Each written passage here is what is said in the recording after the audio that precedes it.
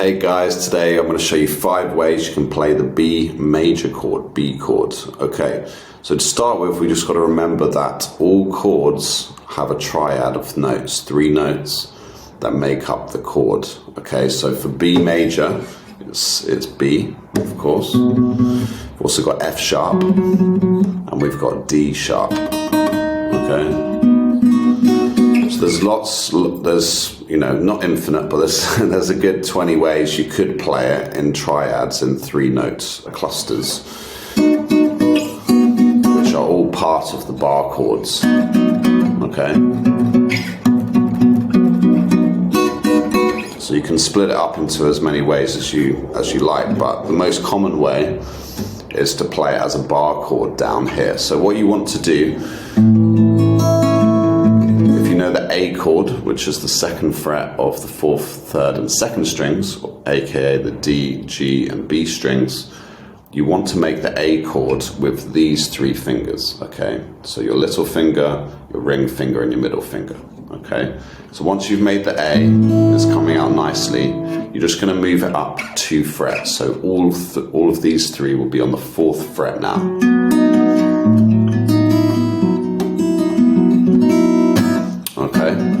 So if you just played these 3 strings, that is technically a B, because you're going to be playing an F sharp, a B, and your D sharp.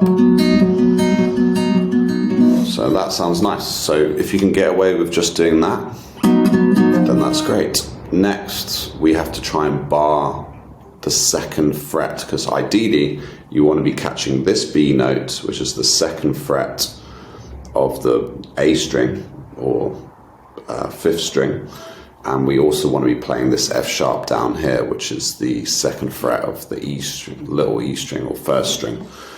So once you've got this down, if you're struggling to bar, just try and play that B note, that 2nd fret of the A string. Okay, it's going to be slightly uncomfortable, so there's a couple of ways you can make that A shape. So the traditional way is all in a diagonal line. So we're going to be putting our 2nd finger on the top, 3rd next, and then little finger next. Okay, if we're doing it the B chord way. But if you put your ring finger at the top, 2nd fret of the D string, and you put your middle on the G string, 3rd string, and your little on the 2nd string, B string, and move it up, it could be easier for you. Not everyone's hands are the same, so try the 2 different ways. And if you're struggling to bar and all the notes aren't quite coming out, try just putting your finger on that 2nd fret of the A string and do 1 finger at a time. But that is just a bit of a stretch for a lot of people. Okay, so the other thing you can practice is holding your finger across that 2nd fret and just slowly putting a bit of pressure on the thumb at the back and just playing each string 1 at a time. Okay, you're kind of like pushing down and releasing, pushing down and releasing, and trying to get each note coming through. Now, to get the bar sounding the best that you can, you want to be using the side of your finger, the more bony bit. Again, not everyone's hands are the same, so I can't say that's exactly how everyone will feel comfortable doing it, but that's the way I've been doing it, and it's always worked for me really, really well. So just because it's a bit harder on the side, those knuckles, it just means it can come through a bit stronger. Then once you've done that, you can try and make the rest of it, but it's a bit of a hand twister. So if that is just not working and you're trying really hard, you can break this B down a little bit more. So you can put your 1st finger on the 2nd fret of the E string, and then these 2, the ring and the little, on the 4th fret of the B and G strings. So it's 2nd fret and then the 2 4th frets above it, and that's the bottom bit of the B chord. Okay, I've already shown you the mini A shape, just strumming those 3 strings. Okay, then you could do the power chord, which is just the B on the 5th string, the A string, so 2nd fret, and then the 4th fret of the D string. Okay, so you could use your little finger here if your hands are a little bit small and you're struggling to get these two down. You could try these two. Rock and roll. Okay. Best way to practice it is if you can just about get the chord down, just take your hand off and reform the chord. Okay, and just keep doing that as slowly as you need to. Keep fiddling your fingers around to try and get comfortable as possible. It will be uncomfortable for a little bit until it's not, okay? But maybe put a time limit on it, maybe 1 minute, 2 minutes, 5 minutes, just coming on and off. Just keep giving it a go. Okay, the second way you can do it is using the E shape. Okay, so if you know the E chord down here, which is the first fret of the third string, the second fret of the A and D strings. Okay, you want to move that all the way up to the 9th and 8th fret. So you've now got these two on the 9th fret of the A and D strings, and you've got the middle finger, on the 8th fret of the G string there, the third string. Okay. If you just strum that chord, it actually doesn't sound too bad.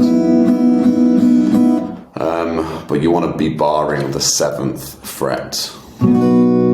Okay, so again, break it down just like we did with the A. Try and play the E with these 3 fingers, and then do the bar separately. Push the thumb and the side of your finger together and try and get all the notes to come through, and then slowly put your fingers on. Now again, if you want to break it up, you can bar the bottom 2 strings on the 7th fret, or use these two on the E and B strings, and then try and put a finger on this note, which is the 8th fret of the G string there. The next way is to do this kind of, oops, not like that, is to do this kind of F chord. So remember the mini F down here, which is the 1st, 2nd and 3rd frets of the B, G and D strings. If you move that up to the 7th, 8th and 9th, that kind of takes those 3 strings like a mini F shape. You could do the extended F shape, which is where you put your little finger there instead and your 3rd finger over the top. And then the last bit is to bar the whole thing and put it all together. So this is your A shape. If we talk about the caged system, this is leveraging the A shape, this is leveraging the E shape.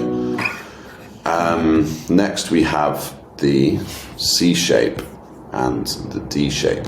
So this is all the way up the neck. So it might not be that practical for a lot of people to play this C shape. Essentially, you've got your fingers on the 14th, 13th and 11th fret of the A, D and G strings. And then if you can kind of bar.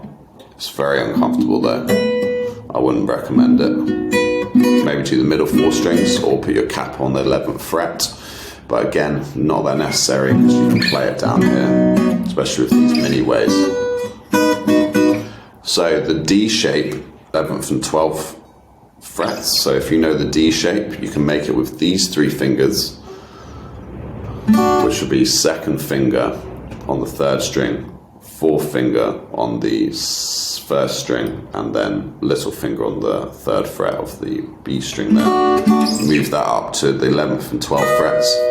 And then you've got your finger on the 9th fret of the D string there. So I'm making the D shape, okay? So we've got the C shape, we've got A, we've got E, we've got D, but we haven't done the G, okay? So to do the G shape, we want to be barring on the 4th fret, okay? This is more advanced. Most people use a capo for this section.